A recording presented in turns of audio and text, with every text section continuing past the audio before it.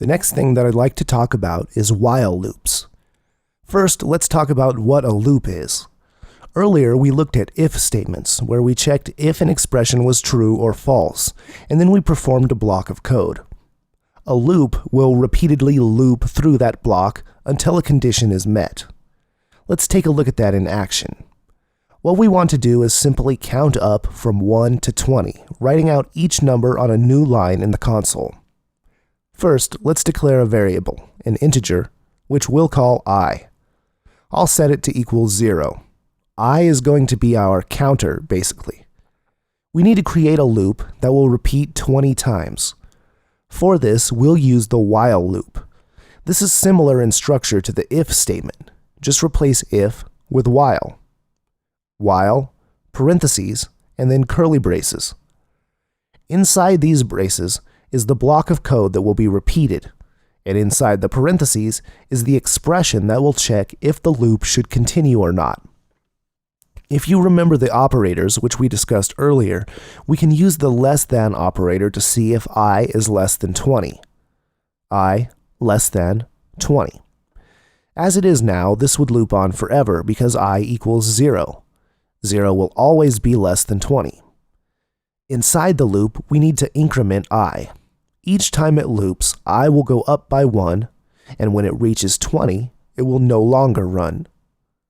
All we need to do now is use WriteLine to output I right below where we increment it. If we run the code, you can see how it incremented I, which started at 0 to 1, and then output it, and repeated that 19 times. Let's look at another example. This time we'll take an array of names and loop through them using WriteLine to display them on the console. I'll create a string array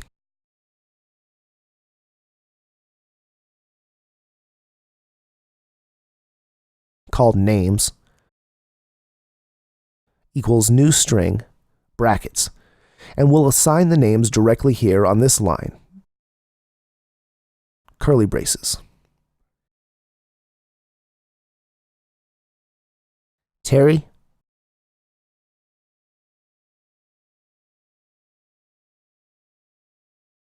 Avery, and Armin. Obviously, we know that there are 3 names here, and we could just change 20 to 3. But what if you don't know how many names will be in the array? Since names is an array, we can use its length property to replace 20. Replace 20 with names.length. Now, no matter what the length of the names array, this while loop will repeat once for each index in the array. I'll cut the WriteLine method and paste it above where we increment I. We're going to use I to refer to the index in the names array, and since array indexes start from 0, we need to get the value of I before it's been incremented. Replace I with names, followed by brackets, and use the I variable to get the index we want.